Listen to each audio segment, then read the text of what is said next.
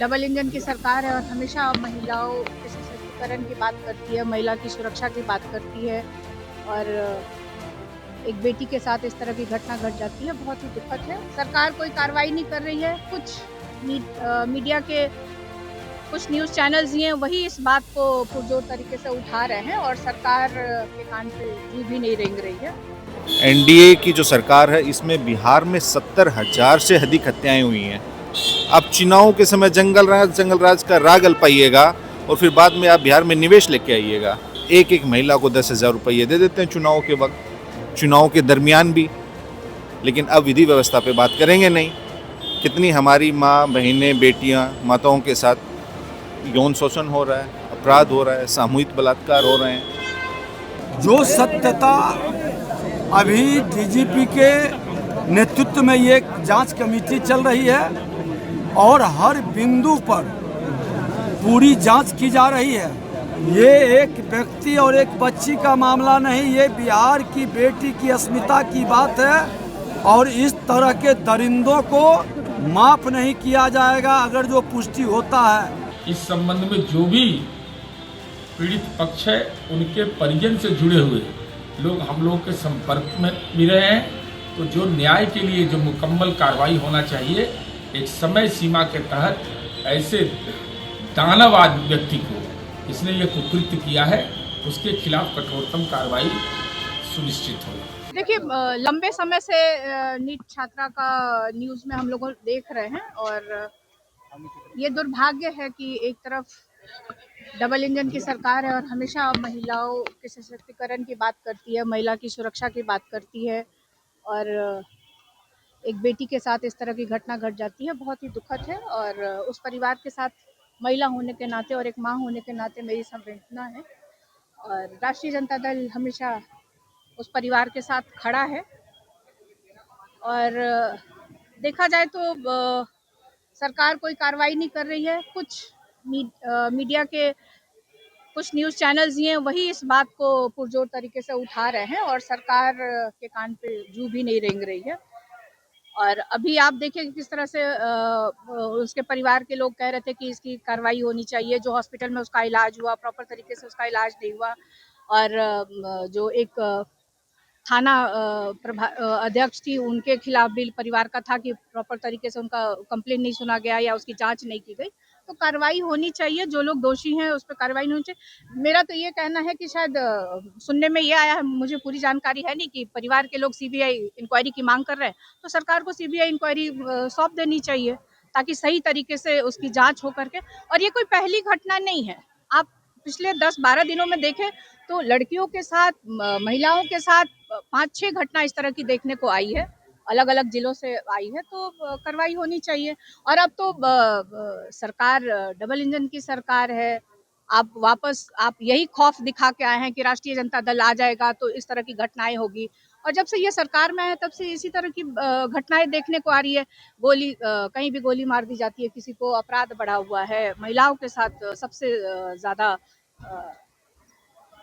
बिल्कुल बिल्कुल बिल्कुल राष्ट्रीय जनता दल अपनी तरफ से पूरी कोशिश करेगी कि बजट सेशन में हम लोग इस बात को वहाँ पे रखने का काम करें। यूजीसी कानून को लेकर विरोध हो रहा है, ब्यूरोक्रेट जो है। देखिए, कल न्यूज़ चैनल्स में हम लोग कल से हम देख रहे हैं और इस पे पूरी जानकारी लेके हम आपके बीच अपनी बात को रखेंगे। माता पिता का डीएनए टेस्ट क्या लगता है कि लिपापोती की जा रही है?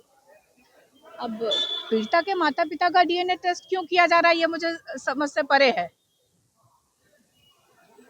जो कुछ लोगों का ये आरोप है कि उसके साथ छेड़छाड़ हुई है, उसके पोस्टमार्टम रिपोर्ट भी बदली गई है या छेड़छाड़ हुआ है, तो ये सब सरकार का है और लॉ एंड ऑर्डर का है, तो ये लोग देखें। ये लोग देखिए, बिहार में विधि व्यवस्था की जो स्थिति है वो चिंताजनक है।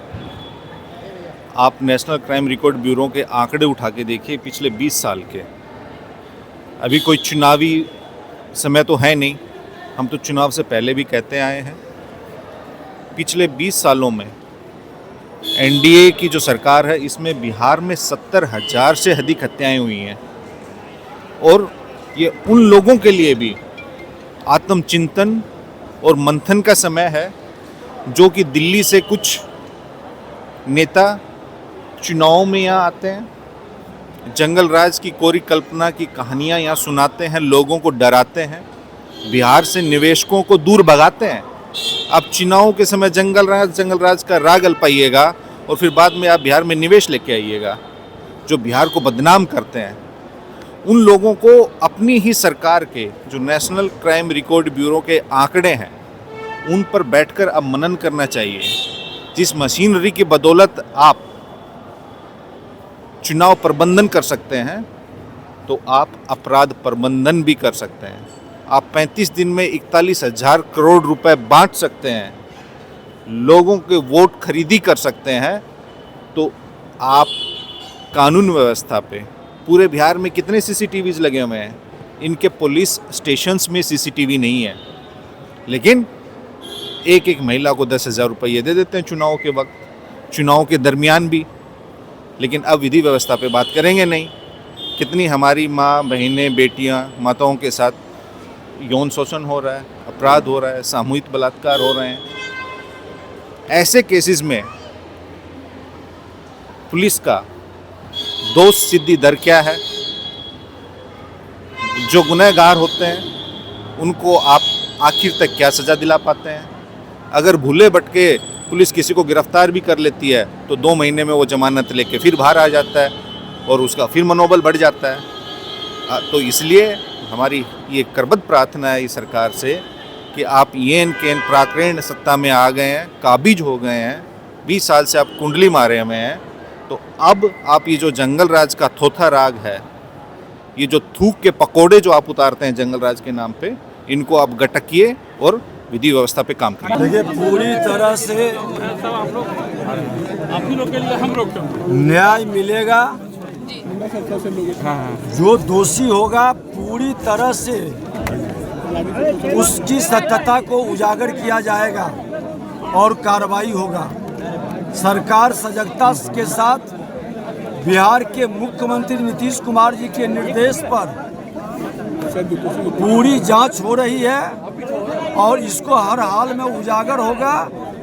जो सत्यता अभी डीजीपी के नेतृत्व में ये जांच कमेटी चल रही है और हर बिंदु पर पूरी जांच की जा रही है। और मैं ये भी बता दूं कि हमने पूरी तरह से स्पष्ट तौर पर डीजीपी साहब से हमने बात भी किया, गृह मंत्री से भी बात किए और हमने कहा है कि इसको हर हाल में, ये एक व्यक्ति और एक बच्ची का मामला नहीं, ये बिहार की बेटी की अस्मिता की बात है और इस तरह के दरिंदों को माफ नहीं किया जाएगा अगर जो पुष्टि होता है। और इस तरह के लोग जो कानून से खिलवाड़ करते हैं वो भी नहीं बचेंगे, चाहे कोई भी हो। परिवार को परेशान करने की मंशा नहीं है और अगर जो उस तरह के मानसिकता के लोग कोई होंगे वो बचेंगे नहीं, वैसे लोग पर भी कार्रवाई होगी। जो भी घटना हुई दुखद, मर्मांतक और पीड़ाजनक है। इस संबंध में तत्कालीन मेडिकल इंजरी रिपोर्ट एवं अन्य रिपोर्ट के संदर्भ में प्रशासन ने मीडिया के साथियों को जानकारी दी। इसके अलावा यह भी मंतव्य दिया कि पोस्टमार्टम रिपोर्ट के लिए भी अनुशंसा की गई है।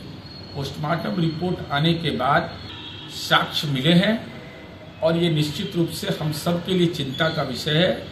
ये महापापी, उसकी गिरफ्तारी भी हुई है, तथ्यों का अनुसंधान भी हो रहा है। इस संबंध में जो भी पीड़ित पक्ष है उनके परिजन से जुड़े हुए लोग हम लोग के संपर्क में भी रहे हैं। तो जो न्याय के लिए जो मुकम्मल कार्रवाई होना चाहिए, एक समय सीमा के तहत ऐसे दानवाद व्यक्ति को, इसने ये कुकृत्य किया है, उसके खिलाफ कठोरतम कार्रवाई सुनिश्चित होगा।